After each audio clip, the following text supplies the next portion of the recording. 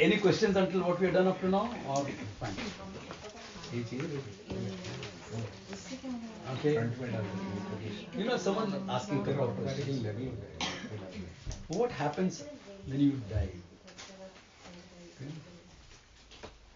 Consciousness does not move anywhere. Yeah. Remember the example of pot and space. Pot moves. What is the pot there? Your mind, your prana, your energy systems, your reasoning power, emotions, memory, prana. This is called the Sukshma Sharira.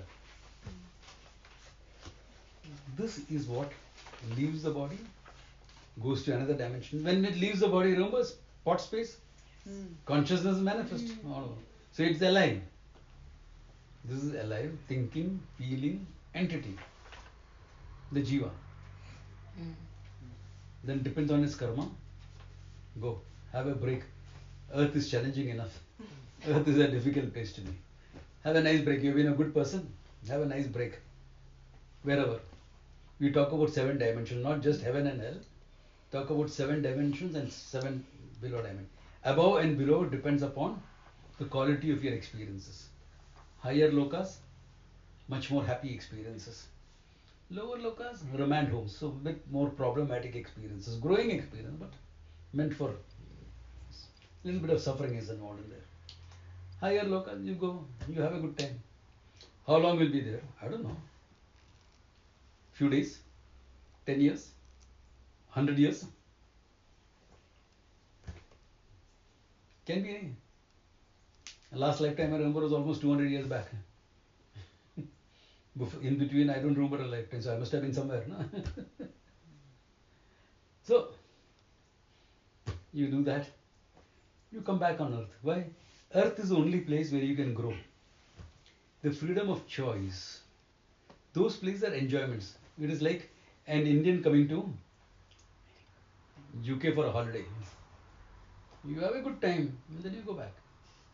Kshine vitte. When the money is over, you go back to Bombay.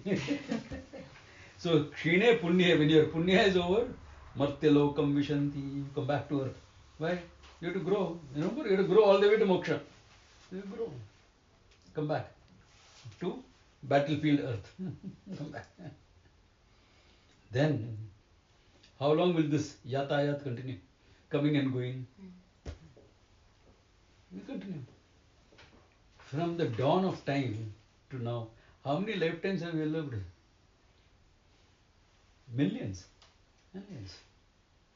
We may remember a few lifetimes. There are past life regression, etc., meditations, etc. Few lifetimes you'll remember. Okay. Like I was once doing, okay, it doesn't matter. Recording is going to limited people only. I was trying to do the drunken monkey style. Now, drunken monk is bad enough. Drunken monkey, really speaking, I don't have the flexibility to do that. It's a style of martial arts, okay? So I was just trying to move some moments. Suddenly I found memories coming. A beach, weapon in my hand, waiting for a charge. This is some Vanara lifetime, okay? I remember looking at myself. I'm like a monkey. Okay, not a big guy. Lifetime now, how many years? 1,000 years back? I don't know. But how much will you remember? Few. How many lifetimes you had? Millions. Millions of lifetimes. You may remember like this a few. If you make an effort or something. Or sometimes without an effort it may come up. But God has given certain forgetfulness. It is good to be forgetful. Why? Because the people you meet in this lifetime, you may have met in a different lifetime as different people. What if your sworn enemy is your lover in this lifetime? Bad enough you are having conflicts. Imagine you remember. It'll be messy, isn't it? Or worse, he's your child. Or your parent. As it is, you're rebelling and having problems. On top of it, if you find that guy was your enemy. Yeah. I mean, how do you relate? You don't know. So that forgetfulness is good. Let it remain like that. But you're born again to pick up the cross again of your growth. When will it stop? When you realize you're not this finite entity, you're that limitless consciousness. Then you remain as limitless consciousness. This is what many religions will say, being one with God, etc. One with God doesn't mean sitting in front of Him. Then you will get bored after some time. And look around. Who else has come here? And then you will get angry. This idiot is here. How can he be here? Yeah, because it happened. There was this Ramayana Pandit. A Pandit who used to go about telling the story of Rama. It's a devotional exercise in India. You have this. India, Mauritius and all, you'll find this. The storytellers. So this Pandit was going about. Then after death, he went to heaven. He's given us a nice small cottage there. Every day he used to go to the Indra's court and there was a neighbor of his with a bigger bungalow. A chariot to go to the court and come back. And so he couldn't even see the guy because he would come out in the chariot. And one day he saw the guy. He said, this idiot, he is here. He stormed into Indra's court. How can this guy be there? He was my neighbor down below. I know exactly what he is. Go to a record keeper, Chitragupta. He will tell you. What is this? This is injustice. See, you've given me a small bungalow. I'm very happy with it. Okay, I don't have complaints. My complaint is, how can this guy be here? There is some mistake in your records. So Chitragupta looked and he started laughing. Says, why? See, you are a good man. You went around telling the story of Rama, brought the understanding of God to a few people's lives. For that you are awarded. This guy was a local don. When he used to step out, he put the fear of God in everyone. Everyone said, oh my God, this guy is coming. Oh my God, give me say. You see, he has influenced more people than you have. I'm joking. What I'm trying to say is, yeah, more than one way, okay? More than one way. So when does it stop? When you understand your consciousness, that's it. And that's owned up in your life, you're free from this game of coming and going. You remain as one consciousness, fulfilled being. Yeah, fulfilled being. Okay, so then, now a little bit he's talking about meditation. Okay, he's saying, Shabdaksharam param brahma tasmin shine daksharam tad vidwan aksharam dhyaye Ichha Shanti Matmanaha. Shabda Aksharam Param Brahman. Beginning what you do?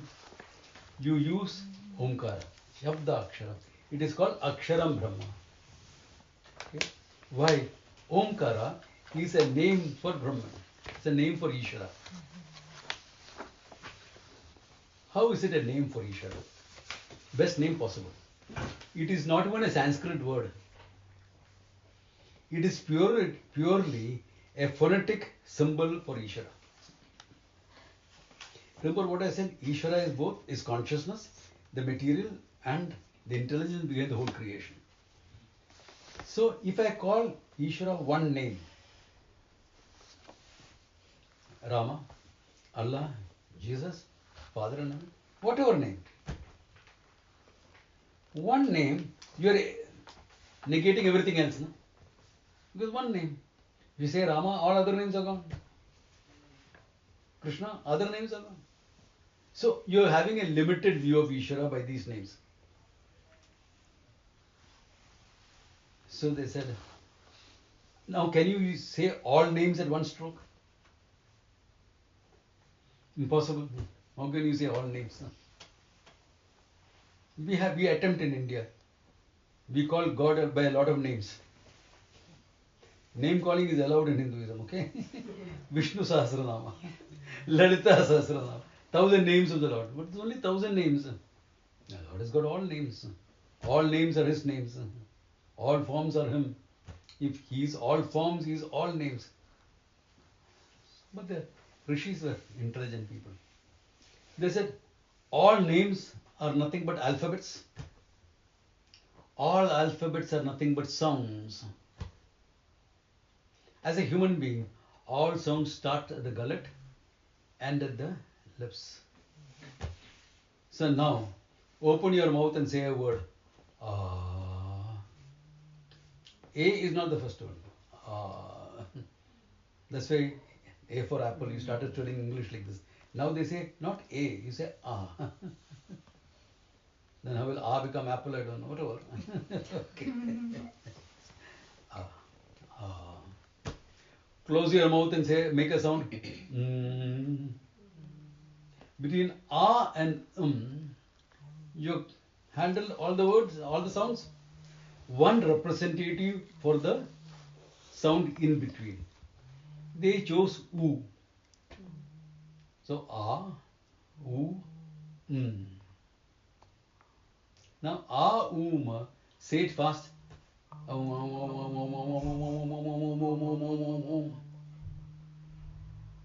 You get the syllable? Om. Oh, that is Sandhi rules. Sandhi? Phonetical combination. All Sandhi is nothing but phonetical combination. If you teach Sanskrit like this, it's easy to understand. It's a phonetical combination, pure sound.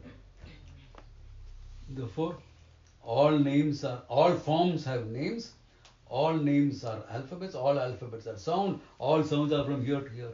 So Om represents everything. Is it also noted as the sound of sun? They say all that. They heard the sound. That's all fine. But this is how it was created. Om. The name for Ishvara. What about the pure consciousness? It is called Amatra Om. Om without a Matra. Matra means alphabet there. Without a Matra. What is that? The silence from where the chant came. The silence into which the chant resolved. That is the pure consciousness. Manifested Om, Ishvara. Unmanifested silence, consciousness. Can you see now how the meditation I've been doing is based on this? Okay.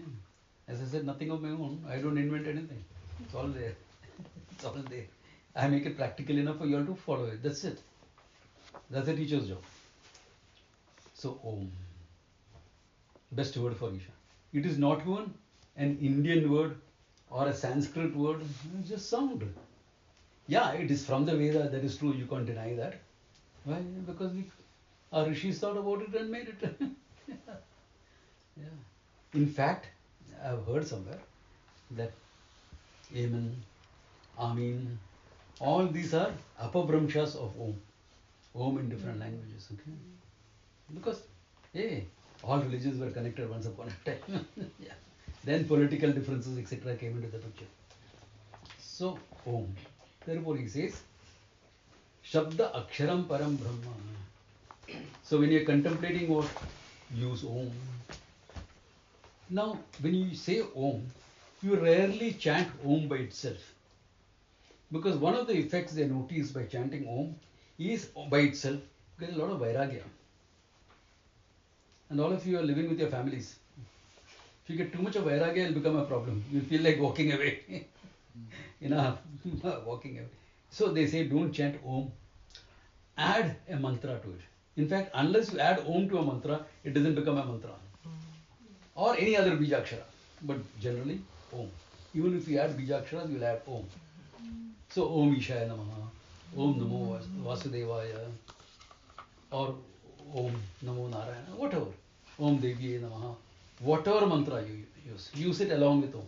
So first, what is it? Your focus is on Om and silence, Om and silence. That's why he said in the beginning, Om is to be meditated upon as Brahman. What is your focus? Ishvara, Brahman. Then what? Then when the Omkara dies down, what remains? Aksharam Brahma. What is Aksharam? That which does not decline, that which is not bound by time. So you're rooted in what? Yourself. The silence from where the chant came, the silence into which the chant is dissolved. This is what we have been doing. This is what we have been doing. So Aksharam Brahma. Okay. He says, Tad Vidwan Aksharam Dhyayet. This silence, that Brahman that is there, Vidwan, the scholar, the educated person, one who has listened enough, Dhyayet, contemplate on it. For what? Yadi Icched, if you desire, Atma Shanti, the Shanti that belongs to the Atma. The Shanti that Christ said, passeth all understanding. Actually, passeth all experience. Yeah. Because it is peace in spite of noise. It is peace in spite of thinking. Because peace is a Swarupa. So I'm always at peace. I'm meeting loved ones, I'm excited, but at peace. Mind is excited, you are at peace. To horse, my royal liege, your foe stands on the strand. Full 20,000 glittering spears, the king of nose commands. It's an English poem again. Yeah, I'm ready, I'll ride into battle. Battle is furious. I'm the calm center in the storm of all activities. A battle is furious. You don't have time to think. Yeah. But you are calm and peaceful. And if you're calm and peaceful, the sword strike is coming. It has to travel from there to here. A lot of time. Travels in a split second. Split second is a lot of time for one who's timelessness. I'm timeless. Are you understanding what I'm saying? So always that Shanti. Swarupa is Shanti. Your mind is thinking furiously. Body is acting. That's the storm. You are the calm center. Yeah, you too. This is a beautiful experience. When you're out at sea, you rarely get it in the city or in the countryside. You can if there's a cyclone. But God forbid, a cyclone hits. It can be devastating. Out at sea also is devastating, but there's no structure to be devastated, so you can experience it better. You're on a ship. You didn't have time to run before the storm. You couldn't walk away, go away from. Now the only option is to face it. Head on. You want to face it head on. Only then your chances of survival are there. So you get into the storm. The cyclone is coming into it. Battered. And suddenly you slip through the wall of the storm to the center. Suddenly everything is calm and peaceful. Storm is raging all around you. 10-mile radius. Storm is raging and you are at the calm center. This is exactly what you are in life. Calm center in the storm of all activities. Yeah. Life is tough. Yeah. Life is complex. Yeah. What are you? Simple. Oh. Life is tough. Yes. How are you? Ananda.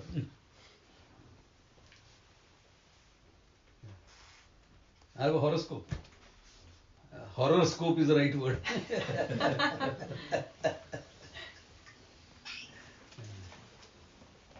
But I am fine. Why? I am Ananda. Let my life be a horoscope. Doesn't matter. I am Ananda.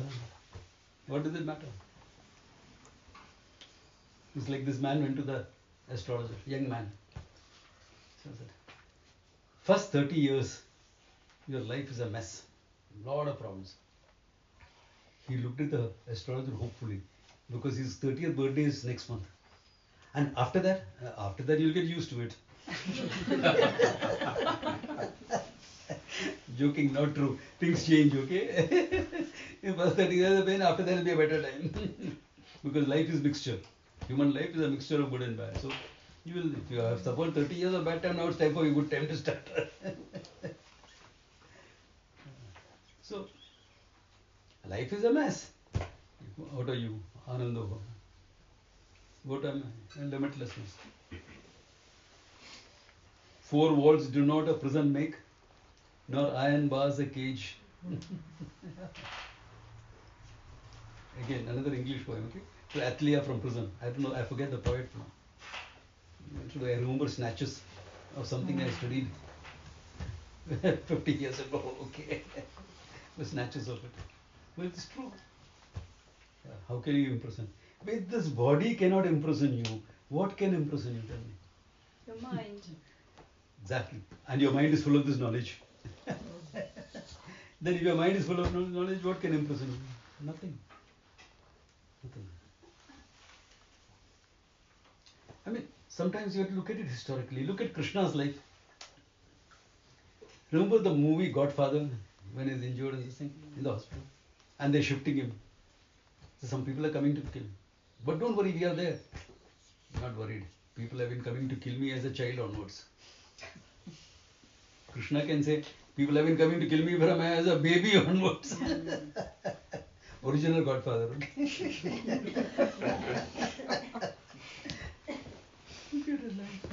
Born in a prison, had to be taken away to a distant village just to survive. I was Kamsada killed him right there. Brought up by foster parents. Royalty, but brought up as a cowherd. They are also Rakshasis and Rakshasas would come to kill him. Survived all of that. Okay. Fell in love with a beautiful girl, but he had to leave her and go to his destiny awaits him. Yeah. At 16, he destroyed Kamsa and his brother, handed the kingdom back to the rightful hand. Always a kingmaker, never a king. Right through life, one problem after the other, one challenge after the other, one challenge after the other. He had to shift the whole city from Mathura to Dwaraka. Imagine a migration all the way from Mathura to Dwaraka. Because Jarasandha was harassing them. He kills Jarasandha in a 1-to-1. Yeah. Problem solved. But his people are now in Dwaraka. Whole huge city. Beautiful city. Unrivaled. But gift from the ocean with the promise that after your death I'll reclaim it. So the original Atlantis is Dwaraka. Yeah. They discovered it. Yeah. And Yeah. the government of India is going to start submarine tourism. I'm waiting for that. I would actually prefer to dive and see it. It will be even better. But they are not allowing it right now. It Yeah. would So be how- beautiful to dive You and can't see. see from the surface. When No, you go it's close too to the down. boat. It's too down. Ah, no, really. It's too down. But it is found in the exact place where pandas would take devotees and say, offer flowers here. Here was the old temple of Krishna. So somebody said, well, let's have an archaeological thing and see it. And they found it. So the legend is true. It's no more mythology. It's history now. So this was his life. Okay? This was his life. But always joyful. Always Ananda. Greatest battle of the era. Greatest warrior, Krishna himself. This war I will not fight. Okay to become a charioteer of another warrior, of his buddy. I mean, a warrior like Krishna being a charioteer, that's almost insulting. But he's happy to play that role. He knew it was not his watermelon. Yeah, nothing else. Yeah. So, what a life. What a life he led. Challenges after challenges, problems after problems. But all the time, Anando. Yeah. There's another person in the Mahabharata like that. People didn't recognize his wisdom. Bhishma. Bhishma. Bhishma was like that. Yeah. Bhishma's life is equally that. Young man, warrior, born and bred. His name was Devarata, one who can ride with the gods.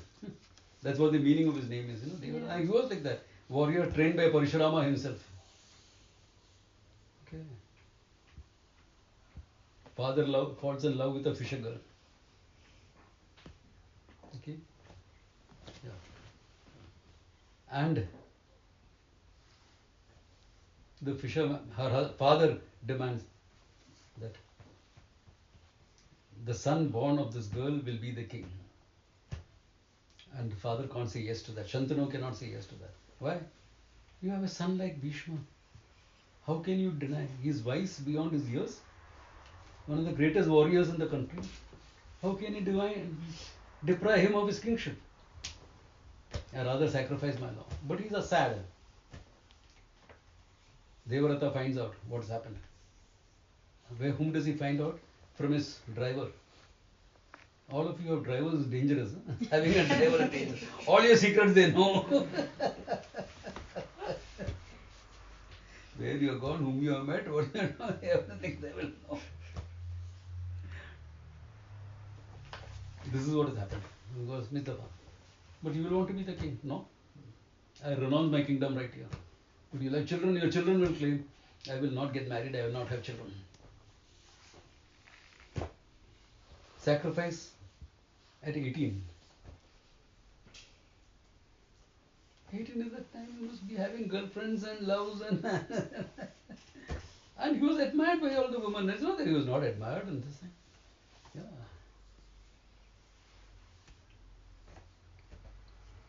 Then he decided, okay, maybe spirituality is what I'm meant for. Because now what? Kingdom I have renounced. I'm a prince. If I renounce the kingdom, what is the next step? Be a monk. What is left for you now? Spirituality. But father is getting old. The princes are young. They'll need my help. I'll wait for some time. Father dies. A lot of strife in the kingdom. He has to hold the kingdom together until the princes are grown up. One of them dies of TB. In spite of all the Ayurvedic treatment available, okay? Fate. Other guy is killed in a battle. 2 princes. Who's going to be the heir for the kingdom? So they all say, Bhishma, you should take it up now. There's no other heir left. He says, no, I renounced it long back. I'm a man of my word. My word is better than an agreement. A word given is a word given. That's it. So there's an ancient practice called niyoga. The princesses can have a child by someone whom the court has also agreed upon. This is purely for the sake of progeny and kingship. So they ask people, who is going to be the father of our princess? They zeroed in on the wisest sage of that time, Krishna Dvipayanaha, otherwise also known as Veda Vyasa. Said, okay, for the sake of the kingdom, you need a Dharma Goptaha, it's a protector of Dharma. You need that. You need a kingship. Hastinapura is the biggest kingship at that time. So he agrees to be the father. But look at the fate. Sometimes kingdoms have fate. Dhritarashtra is born blind. Pandu is born with vitiligo. So the Satyavati, mother-in-law of the princess, try one more time. The queen doesn't want it. The princess doesn't want it. No, I've done my duty. One is fine. Because Vedavyasa was not a handsome man, okay? And rough rishi-like, long hair, this, that, not a sophisticated guy. He was a sadhu, he was a monk. So the queen sends her maid. Vidura was born on that. Now all these people are young. What does Bhishma have to do? Wait for the kids to grow up before I can walk out. He wanted to go out and be with Vedavyasa and study. He studied in the palace quietly by himself, and Vedavyasa would come and they would teaching happened. But he couldn't walk away full time. Yeah. Then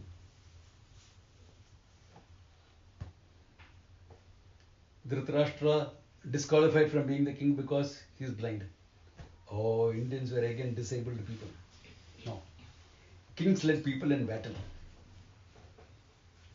The disability of being blind is too huge to overcome when you are in battle. Yes, there were people who could shoot arrows by sound and this and that. That is true. But there are people who can shoot by sound and by sight. And if the king dies, battle is over. The other side has won. Can't afford that risk. So Pandu becomes the king. Pandu is cursed.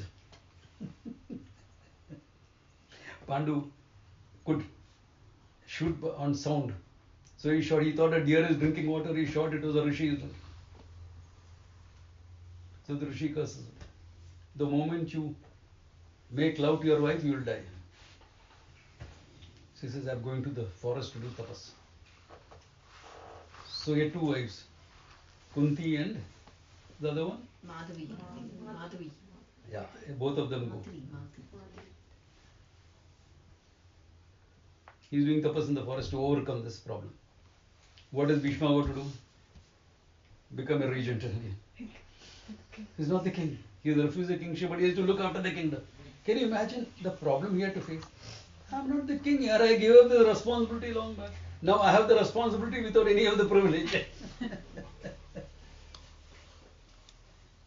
Easy life? No, difficult life. You're a king by proxy. Until these people come back. Pandu dies in the forest, 5 young princes. In the meantime, Dhritarashtra has 100 sons. Now there's a conflict between the two. He has to keep the kingdom together. His heart is with the Pandavas, but he has sworn an oath that whoever sits on the throne of this Hastinapura, my sword shall protect him. He has to side with the Kauravas. Think it is an easy life?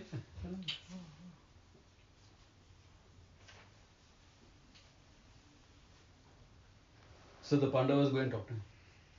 How can we ever win this battle with you fighting on their side? Yes, the doors of Hastinapura are closed for you as long as I am alive. He knows what he is capable of.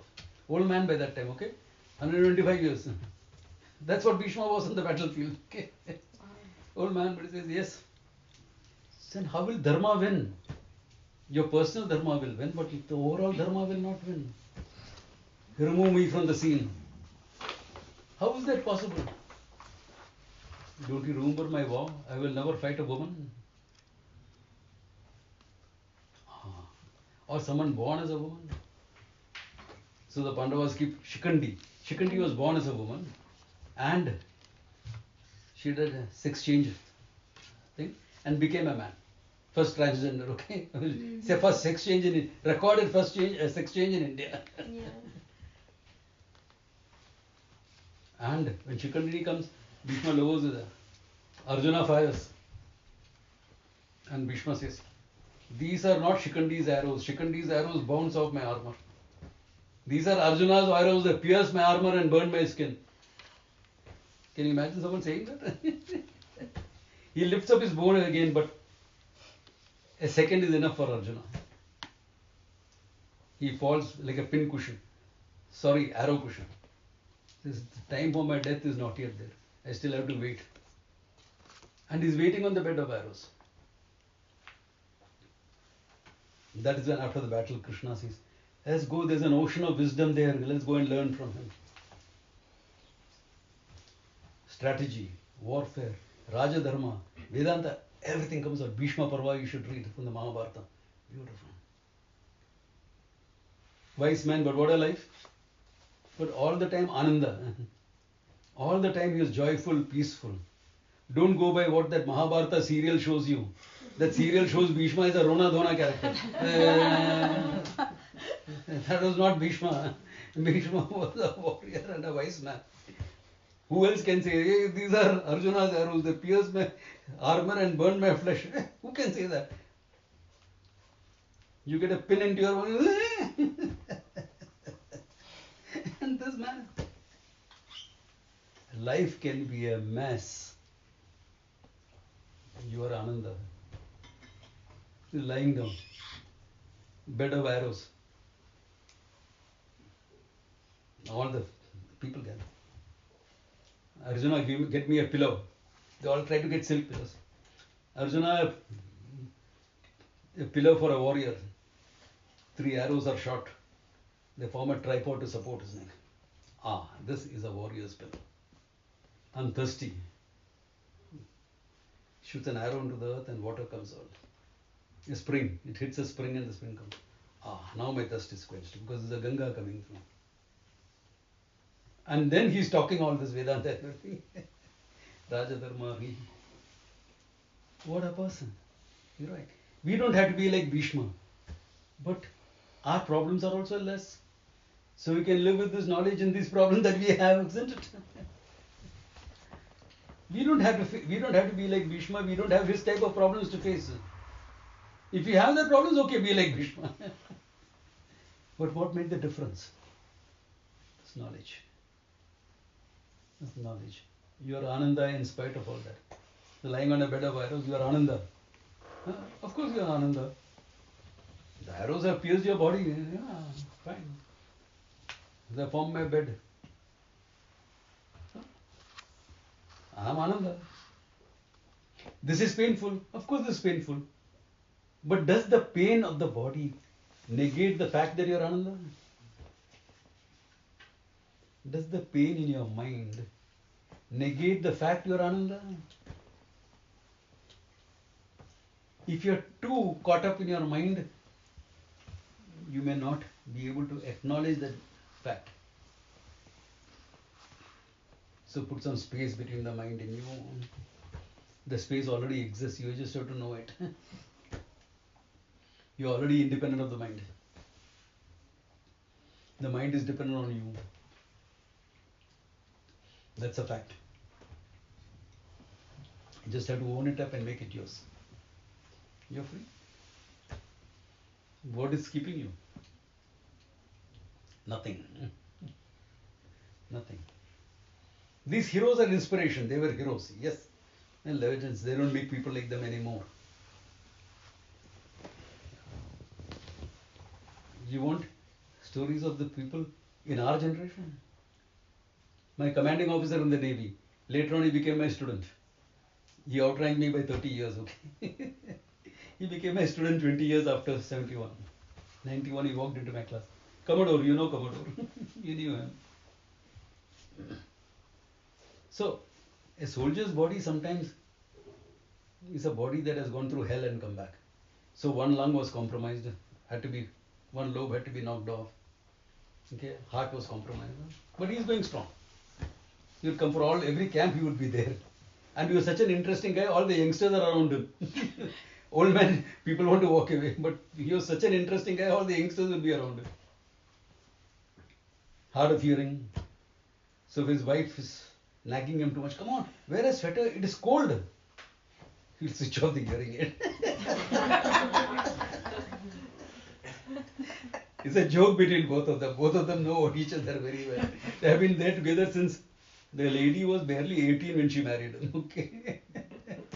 They were together for 60 years or something, or 60 years or more. Yeah. No, more, 70 years they were together. So, this is the man. Happy, joyful. He falls in one of my camps and breaks his hand. So his wife comes to call me. So I help him get up, this, that. Yeah, I know it is broken. I can feel the hollow there. I have examined him. Yeah, it's broken. So I made a temporary sling for him with my upper cloth. You know, you have a upper cloth that's sadhus wear. I don't wear it now. So I've made a sling for him and temporary sling. Said I'll call a doctor. Not necessarily. Camp is getting after lunch today. No? I'll go to Bombay and meet my doctor there. What about the pain? Okay. I'm talking about a guy who died 20 years ago. Okay. I'll meet my doctor. So I said, okay. His wife said, Swamiji, give him something, no? I said, okay, I'll give him a painkiller to handle the pain for the time being. Then I said, okay, you rest in your room. Why rest? You're having a class now. I'll come for the class. Broken hand, pain, everything. He comes to the class and sits down. Left hand was broken. He comes to the dining room for lunch. Ah, only hand is gone, no? And my hand is found. Everything else is fine, no? Why? Because his knowledge was with him. Enough. Then toward the end of his life, he was admitted to the hospital. And I know it is time for him to go, but he's hanging on. So once alone, when I was alone with him, I said, Commodore, why are you hanging around? You know, my relationship with him was such I could ask him that. The bond of knowledge was a strong bond. The bond of service was also there. So both together, it was a very strong bond. Why are you hanging around? You know, my daughter, she has lost her husband, she has lost her brother. She's losing me also. It'll take her some time to accept. I'm just waiting for that. So when she came to accept that, I said, I'll speak to her. I spoke to the daughter. The daughter I known well right from my training days. She was a commanding officer's daughter, but you know her, but you keep a distance because commanding officer's daughter. Okay. They have danced with her once. That's a different thing. Okay. At an Army Navy ball. So, talk to her and things like that. And 2 weeks, I get a call. I was just finishing my Bandra class. I get a call. I think Commodore is slipping away. That I'm coming. So Swamini, Brahma Prajna. She said, can I come with you? I know Commodore. I would like to come. I said, come. So we went, and in front of us, he just slipped away. Old soldiers don't die, they fade away. He literally faded away. This lifetime. We are talking about our times. I'm not talking about Mahabharata hero. I'm talking about now. I have another friend in Delhi like that. I'm waiting. I don't know when the news will come. He's 90 plus. Hero of the 65 war. Major General Suri. He's also like that. This body is a soldier's body, Baba. It has been used and abused. In war, you can't survive war. Like I wear a hearing aid. Why? All the explosion, machine gun fire, etc. Hearing is compromised. Then with age, it gets more compromised. Soldier's body is like that. You may be fit and strong and everything, but some compromises here and there will be there. So old age will act up. Old age will act up. Yeah, waiting. When the Lord takes me, I will go. I'm fine.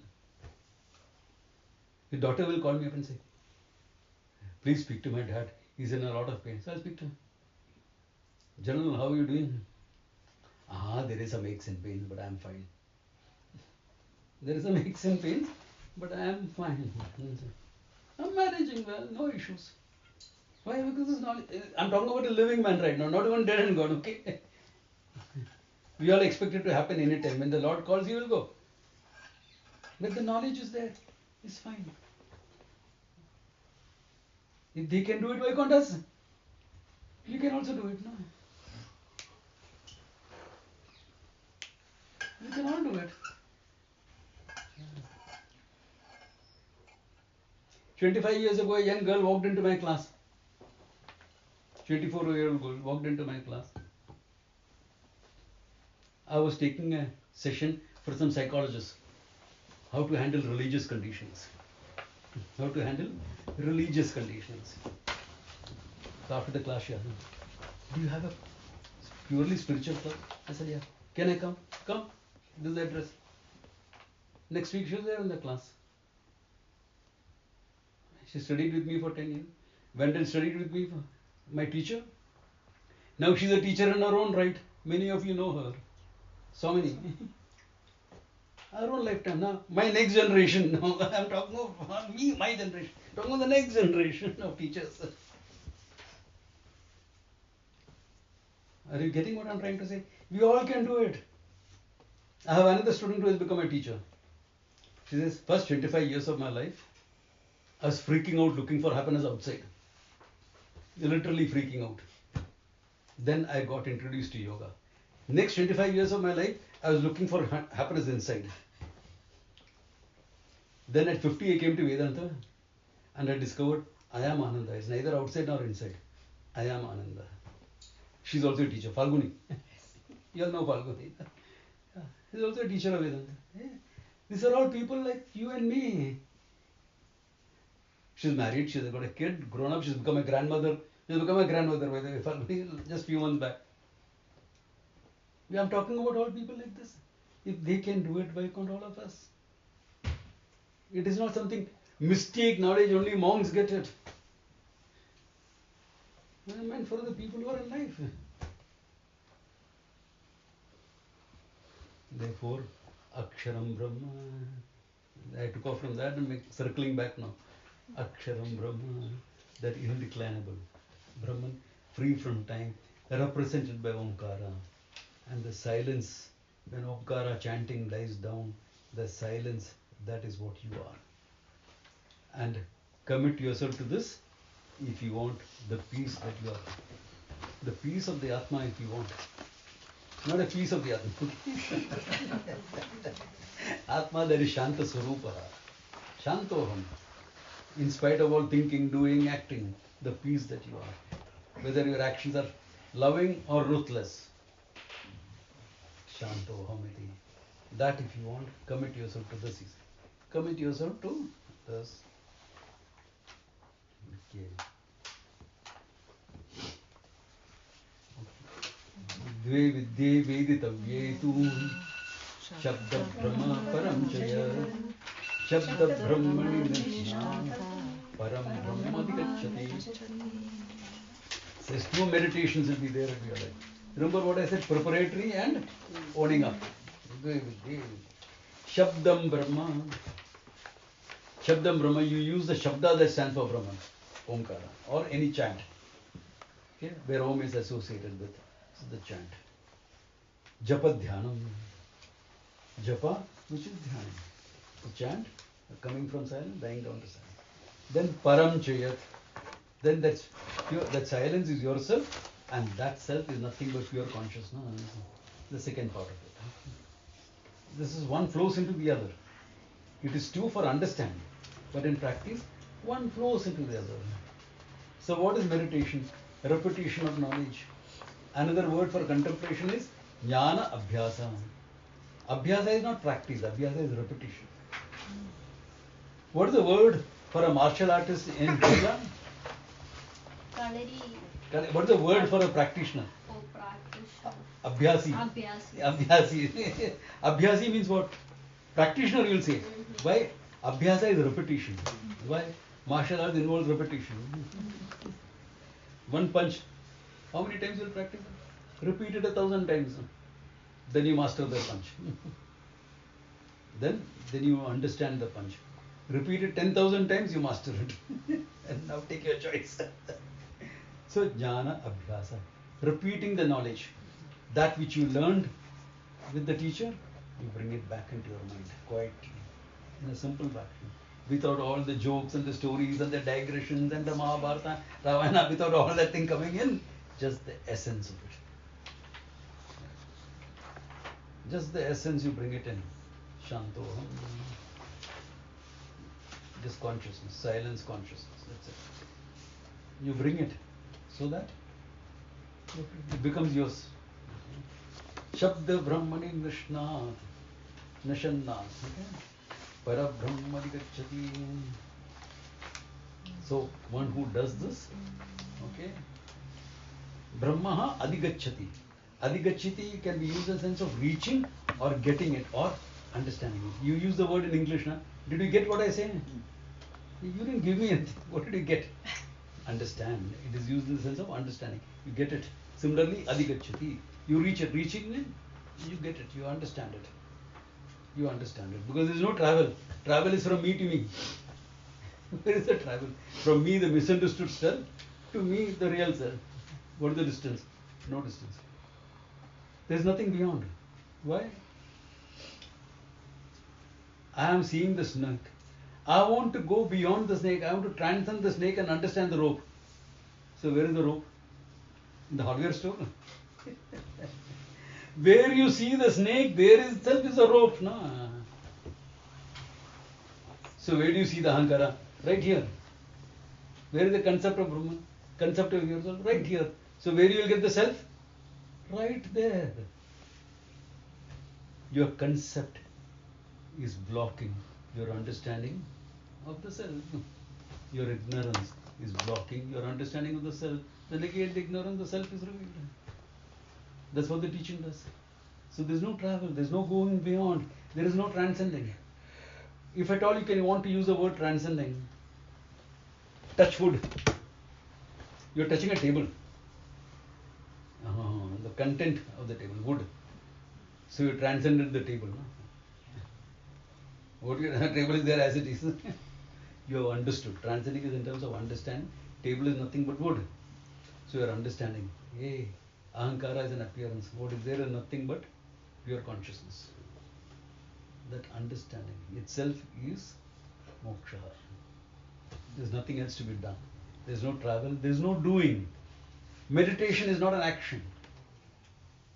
Remember this. Meditation, upasana, the first portion, preparation, that there is doing. The second portion is not an action. Why? the contemplation ends where it begins. Where does it begin? Silence, consciousness. Where does it end? Consciousness. An action does not end where it begins. An action, there is movement. No? It does not end where it begins. Whereas contemplation ends where it begins. Consciousness. Ended where? In consciousness itself. So it's not an action. First part, chanting, japa, yes, that is action, accepted. Action means mental activity. But there also, what are you doing? Japa, silence, japa, silence. Is there really any movement? Some japa, chanting is coming in between, that's all. Just to help you focus on the silence that you are. That's all that is there. It helps you focus on the silence that you are. On the consciousness that you are. So he says, once you practice that, adhikachati means you make it your own. The knowledge is there. But because of our habitual issues, it is not a part of my life. So how does this happen? It happens. You want a small story for this? I'll tell you a story. There was this man, a beggar in the Chambur market, Bombay market. He was a beggar. Yeah. Ever since he remember, he has lived a life of a beggar. You go beg for alms, and people in India you always give something. Yes, and poor guy, yeah, he's suffering. Lazy, God, no good for nothing. Yeah, you will curse him. Is he good for nothing? Go find a job, but you will still give him something. Right. Arey Baba, who knows why he became like that? Some struggle he went through. Educated people, difficult to find jobs. Think he will find a job? But difficult. You always help. So he used to survive like that. One day he got some money. He bought a lottery ticket. Diwali bumper, 10 crores. And he won it. Wow. After all taxes, etc., still 5 crores. He bought a house, this, that, etc. 2 crores. He still has got 3 crores. Which is pretty decent money in India. No? 3 crores is pretty decent money in India.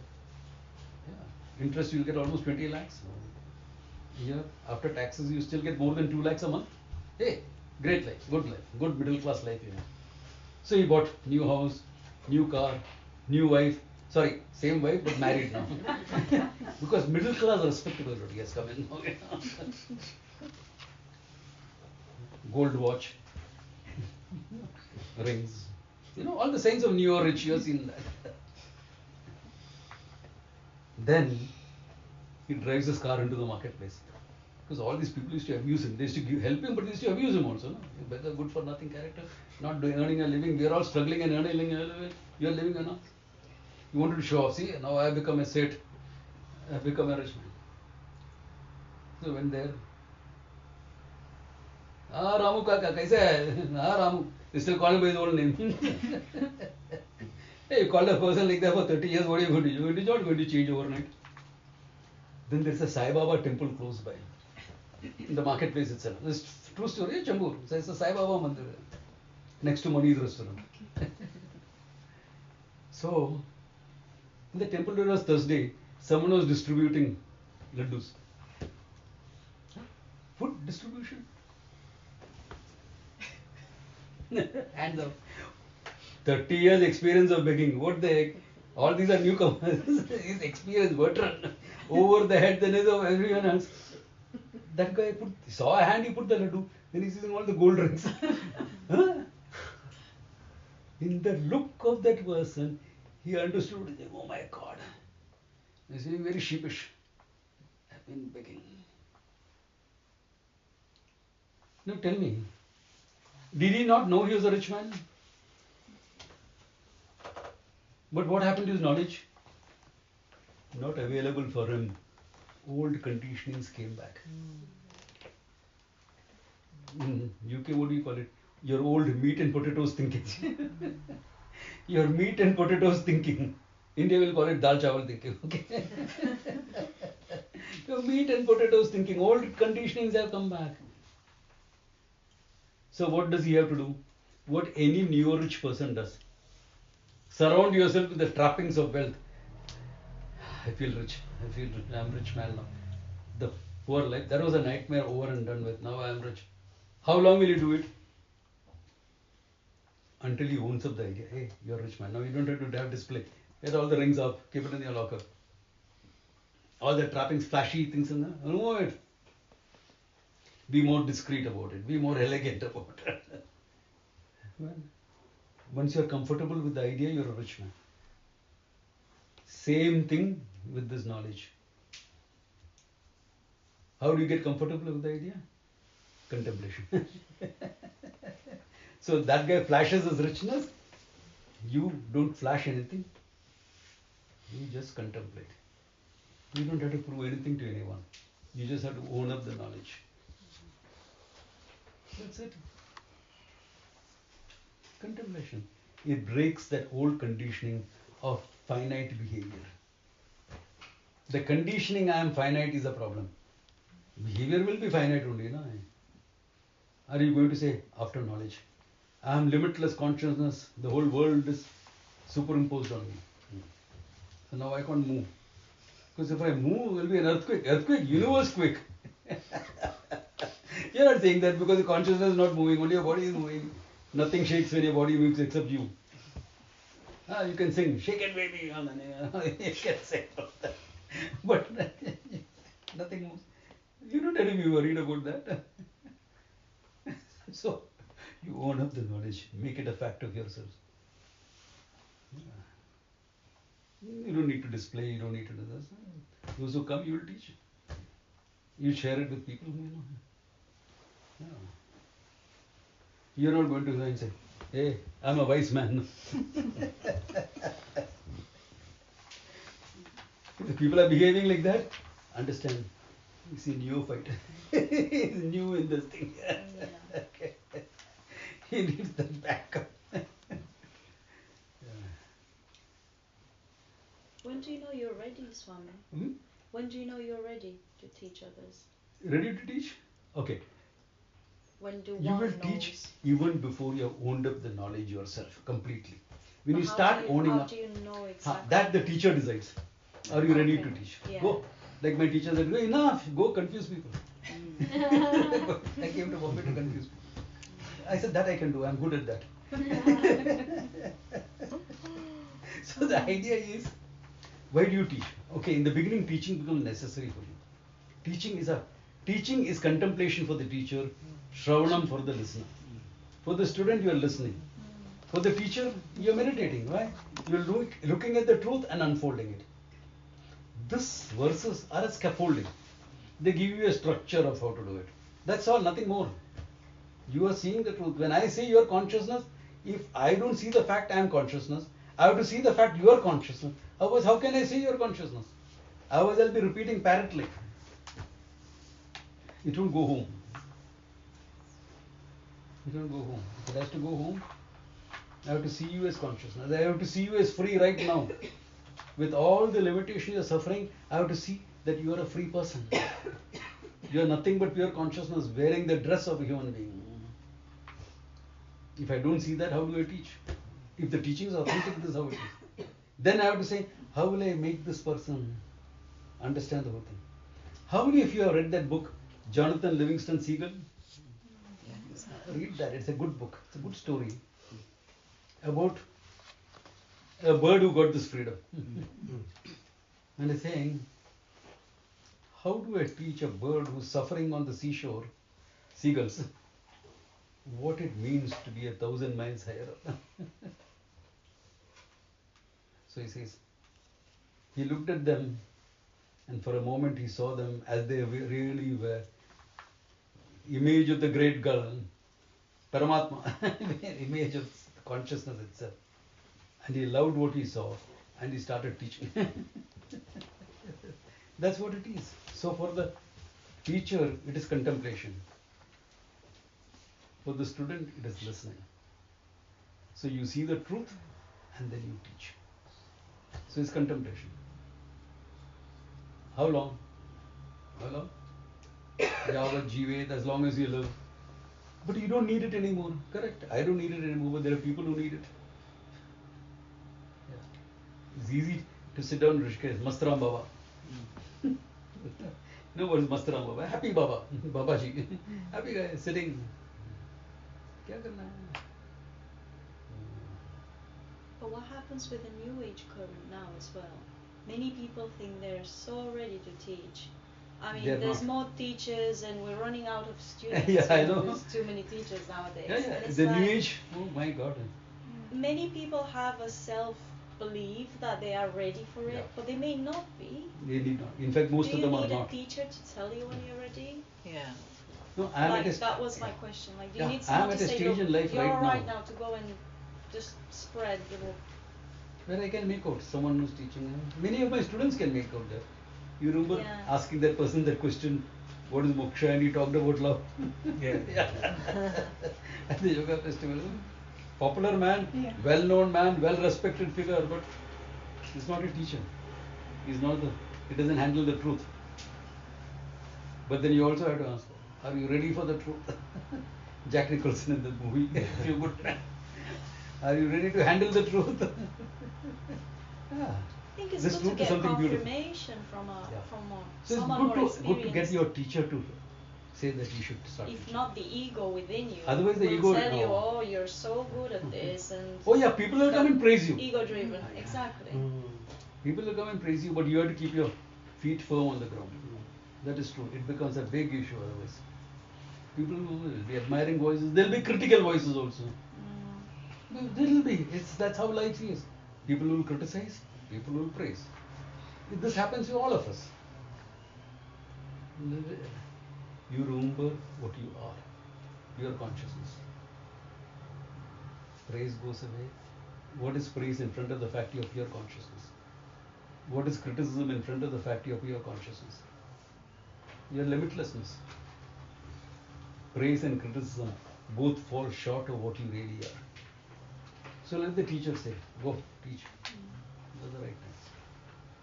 I mean, he told me long back, but I said, Swamiji, I just want to go to Rishikesh and get a bit more scholarly about it. Go. My teacher is there. Go. Bye. Not an easy life. You're living on Bhiksha. Yeah, you're living on Bhiksha. You don't know where your next meal is coming from. Intermittent fasting was a fact of life. Why? Only 2 meals a day. First meal is 11:30, second meal at 6 o'clock. In between, nothing. That's how the Bhiksha timings were. Yeah. I remember living like that.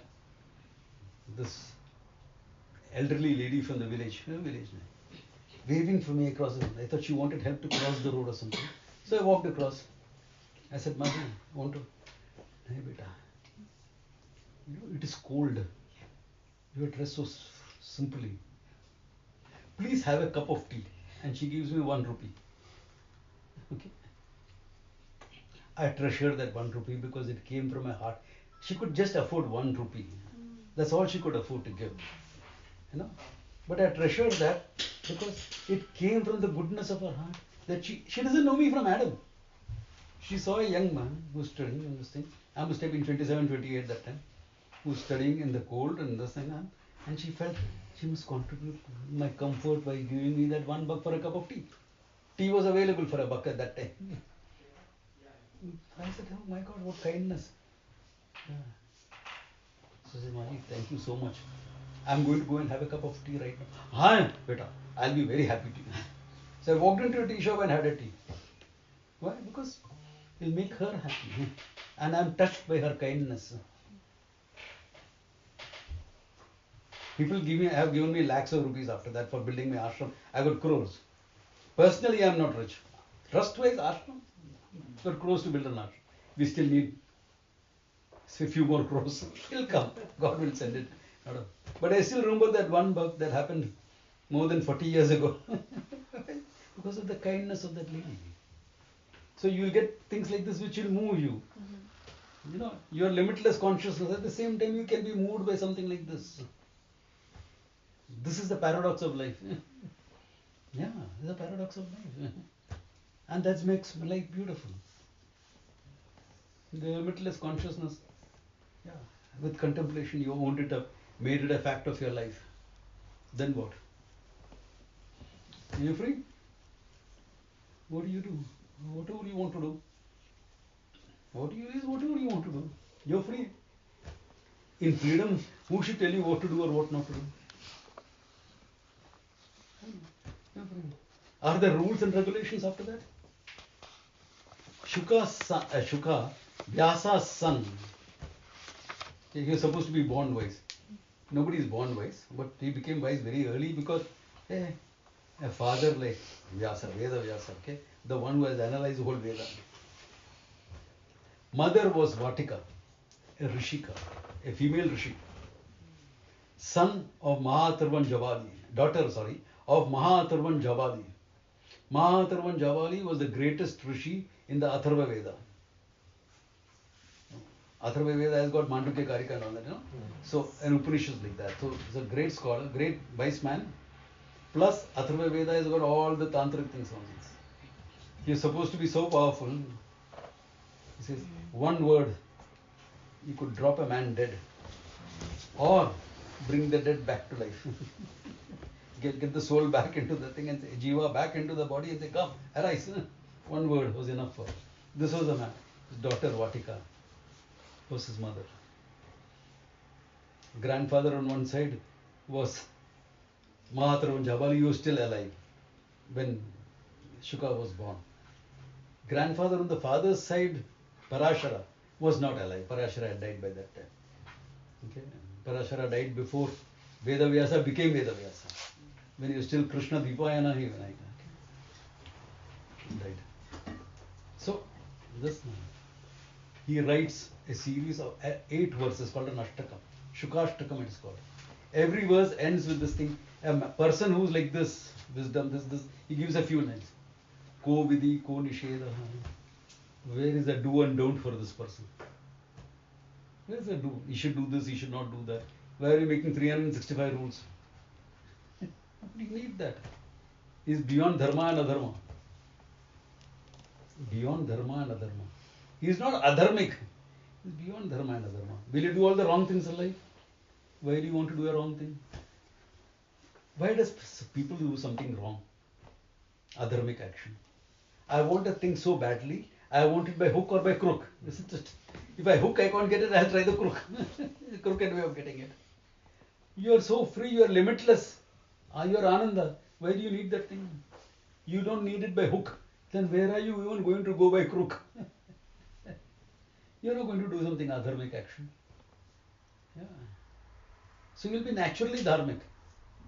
But dharma, etc., is an ornament for you. It is not a need. Dharma is meant for your growth. You have fulfilled your growth into self-knowledge. Why is it necessary anymore? Not necessary. It has served its purpose. Yeah, it has served its purpose. Abhi kya hai? No? No, because the next was next. Okay. Why I am saying it is because of the next word, okay? People think I am just telling a story. No, it's connected. Grantam abhyas medhavi jnana vijnana tatparaha palalam iva dhanati teje janamantam asheshataha. Grantam abhyas, the medhavi, the thinking person, the intelligent person, the thinker, the scholar. Because knowledge involves thinking, correct thinking, sensible thinking. Medhavi, grantam abhyasya, having studied all the granthas, the scriptures, okay? Jnana vijnana tatparaha, committed to jnanam and vijnanam. What is jnanam? What you have listened from the teacher.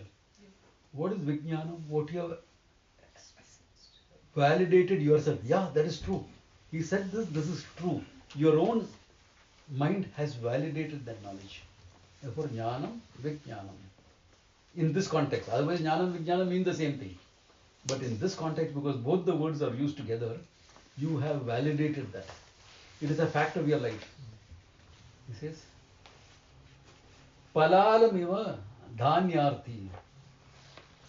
You know, what is dhanyam? Dhanyam is the rice. Grains. Palalam is the husk. So you will remove the husk and keep the rice grains with you. Similarly, he says, Teje Grantham Asheshataha. You're free to walk away from the scriptures also. Why? It has served its purpose, no? It has served its purpose. You don't need the scriptures. You can sit down under a tree without a book in hand and teach. Those who came for the Rishikesh camp knows that. Did I use a text? No. I gave a printed some of the Mahavakyas for you to refer. I don't need a text. Why you sit down under a tree and teach? Everything is yours. You're seeing the fact, your consciousness very clearly. Then you explain that. You make the people understand that. Tyaja doesn't mean literally give up. It says you're free from the need of it. That means you must own up the knowledge up to that level where you don't even need the scriptures to teach. The Upanishadic Rishis, which Upanishad did they refer to? Kata Upanishad was taught by Lord Yama. The teacher was Lord Yama. Okay?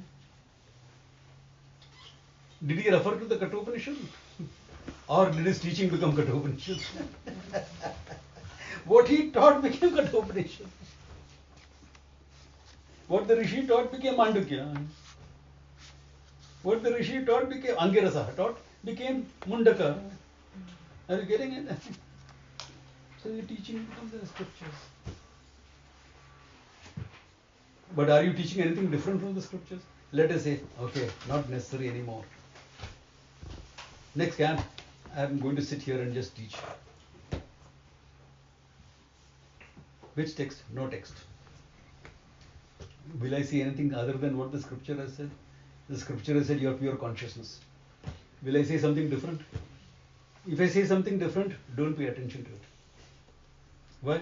It is less than what the scripture is saying. You are not interested in anything less.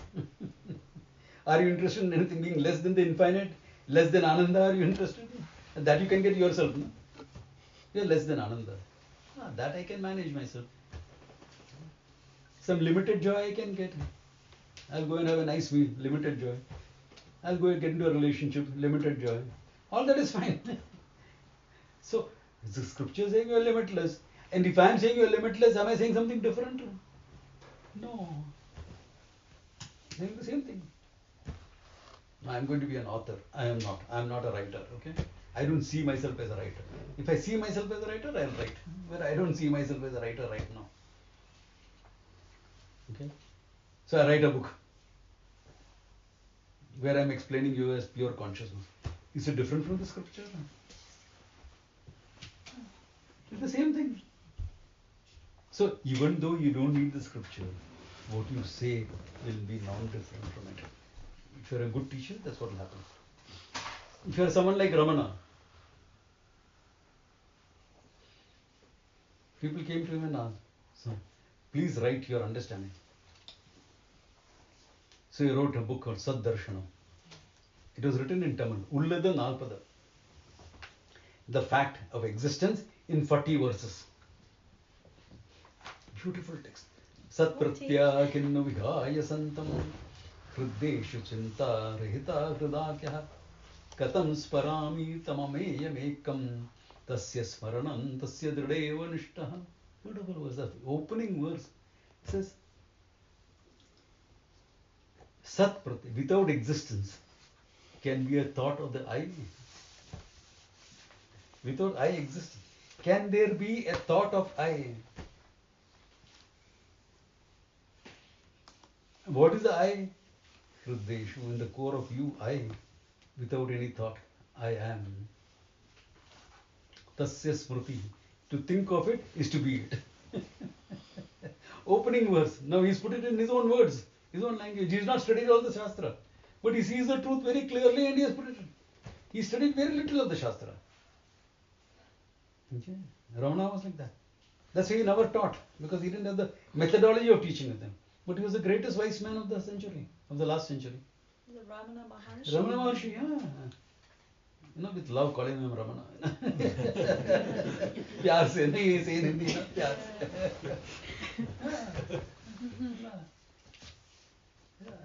And the whole thing is, there is an official interpretation of the text from Ramana Ashram. They have not got it. And there is There's an explanation that my teacher and I and we all of us give, which gets it exactly non-different from what the Upanishad is saying. Exactly the same. I taught this text some long time back. Coimbatore camp, maybe a good idea. I don't think any of you were not there for Saddarshana, were you? You were there? Long back, na? Yeah, she's one of my oldest students. She came to me as a 20-year-old girl. 22 years old. Just started working, yeah. One hell of a girl. You know, these are hidden warriors, okay? Yeah. She gets married to Ajit one weekend. And next weekend, both of them are in my class. 1 week after marriage, both of them are in my class. I said, where are you going for a honeymoon? Class. That is the, both of them are like that. Yeah. Wow. Why talk about other people? Right here you have. Yeah. On the way to being wise people. Yeah. Yeah. On the way. Right here. Are you getting what I'm saying? Yeah. Therefore, you don't need the Shastra, but your words become the Shastra.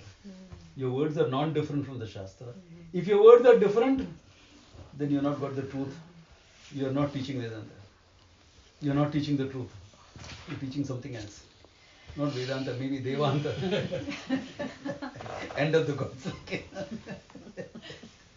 So that is it. He's not saying give up the Shastra means you don't need it anymore for you.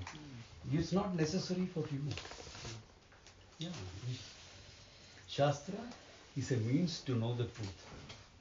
Once you know the truth, then you use the Shastra only for communication. Yeah. And if you're a good communicator, a time comes when you don't need the scaffolding. This is what I learned from my teacher.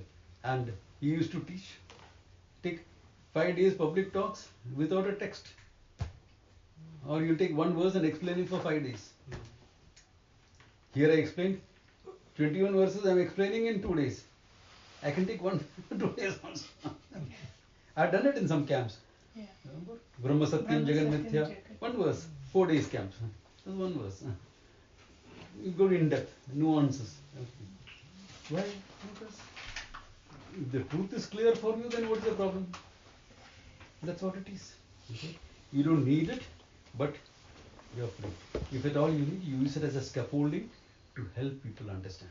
Because there is a certain gradation in Vedantic literature, etc., in understanding. So use that thing to help. It becomes a great aid. And after the Upanishads, Shankara analyzed it in the Veda Vyasa analyzed it in the Brahma Sutras. Shankara wrote a commentary on it. So now all teachers study that. Why? You can't go wrong. You can't make a mistake if you know these. You can't go on the wrong. You can't use a wrong word, wrong this. You will follow the track. Even if you invent a new term, which looks new, it is not a new term. It's in harmony with the Shastra. Like what I said, non-conceptual reality. Nirgunam Brahman, that's all it means. It's a translation. It is not a new invention. There's nothing new to invent. It's all there. There's something to explain and unfold. That is the teacher's job. So with that, okay. Any questions on this? I have explained, digressing a bit, but I think that was necessary to understand. Swamiji, the 16th verse where you mentioned that syllable Om is meditated, the 16th verse. 16th verse, yeah? It's not similar to the another verse in Mandukya where you meditate upon Om. Yeah, It's very same similar. thing. Yeah. I was just trying Yeah, to same. find It's the same thing, same idea. Okay.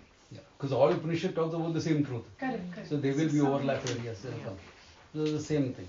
Yeah. Okay, so this is the 18th verse. We still have 3 verses to do. And do you want another small round of meditation after the 3 verses? Just so Yeah. that Yeah. you can really make it yours. So let's have a break for a cup of tea and come back, complete the 3 verses and this. Enough time. See, aram. Relaxed, we finish. You have to go by 6 o'clock to be in central London, right? Your bus leaves. So maybe it's a good idea to leave a bit after tea, because 3:30 by the time you finish, because you have to go to London. You have to walk up to the tube station. I have to catch the bus from Victoria Coach. From Victoria Yeah. Station. So Yeah.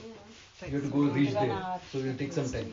How long does it take from here to Victoria? At least an hour. Yeah. Huh? An hour? An hour. So yeah. Then it's a good idea to leave after tea. Yeah. You'll always get it. To the station. I can go there. Yeah, I think so. You just stop. You know, you have a lot of uncles here. All the rice. Aunties are also. Let the auntie do the job. No need to call auntie. We are not that old. Uncle. Uncle. At least we don't feel so.